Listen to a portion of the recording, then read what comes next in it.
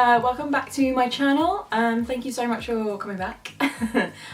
So I've decided to do a video today on, basically I've got lots and lots of footage from previous jobs I've done, previous murals, things like that, that I've done quite a while ago that I'm just compiling together now because I am bored of isolation, I'm done with it.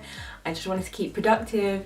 So this video is going to be about the commission I did for a guy called Steve, aka Vegan Geeza. He has a food truck that he goes to festivals with. It's a really cute, cool truck. I'll put a picture up now. And yeah, he goes to festivals, makes great vegan food, and he just wanted somebody to sign paint on the front a logo. I also designed the logo for him.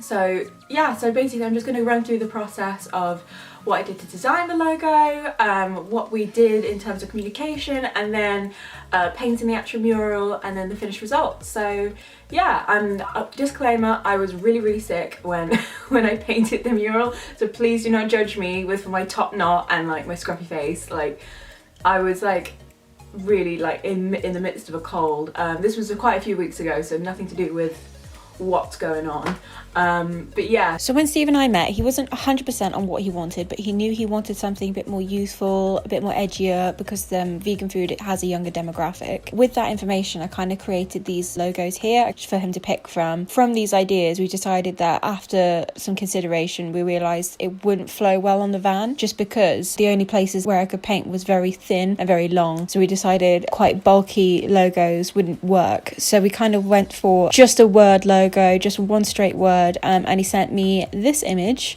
of Vinny's Eatery that I used as inspiration for the following logo, which basically was similar typography, bit more cleaner, a bit more straight. I also added some edgier lines and kind of added flair with the logo just to make it kind of seem a bit more like unique and interesting. But from that, Steve decided he wanted something very pared back and very plain, and decided he kind of didn't want to appeal to such an edgier, younger audience. I kind of wanted to make it an all-rounder kind of logo, which was totally fine. And that's the whole point of the drafting process, is to figure out what the client wants, what they're happy with, and what they're comfortable with their van. In terms of drafting as well, I don't really like to do rough drafts. I like to do clean drafts, drafts that the client can visualize on their wall or on their truck or on their boards or whatever. It just makes the whole process a lot easier, and to make sure that everyone's happy going forward.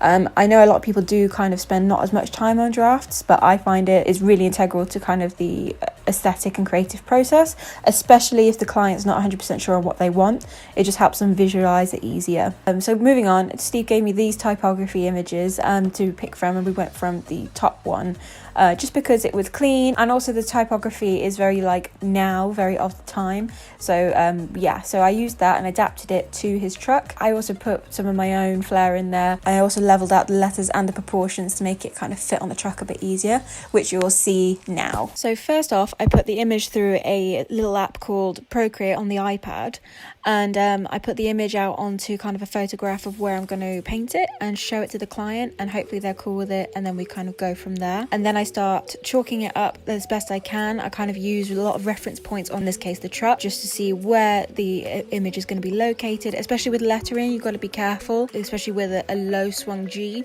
It's quite easy to get the proportions mixed up, so it's always interesting just to see on the iPad first, or any kind of software really. You can use Photoshop for it as well. It's just a really good tool to have when you're, especially when you're first starting out with mural design. You're learning about proportions and things like that.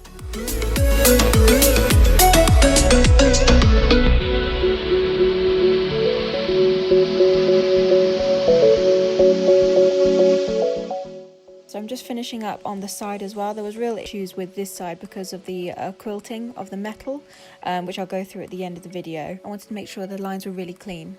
So I'm just chalking up the images here so that Steve will be happy with before I start painting.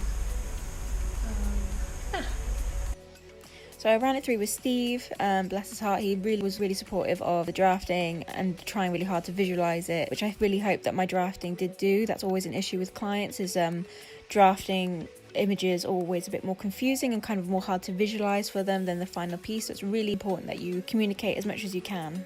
So I'm using the Sign Painters One Shot Lettering White Paint. I mean, it's had like a good few go-arounds already, but it's pretty good. It's really good. It's enamel paint. It basically sticks to pretty much anything, and it's really durable against like external use. So when you're sign painting, it's really important to use the full length of the brush, as you can see I'm doing here, to create really straight and like firm lines. Otherwise, you know, you're going to wobble all over the place and you're just going to go over and over and over again, and you're not going to get an effective look or a clean aesthetic. It's also important to use the correct measurement of brushes, just because, you know, if you use a too small a brush, it doesn't look great and it takes a lot longer. And if you use too big a brush, it's much more harder to control. So use the size of brush that you're comfortable sign painting with. I'll leave a link in the description below of the brushes that I like to use. I prefer to use natural fibre brushes. So I've just finished the Vegan Geeza sign painting on Steve's food truck. Yeah. So you can see it's quilted a bit, so it's a bit like harder to get a straighter line. But I think we've got there. That's where I've been sitting, just there.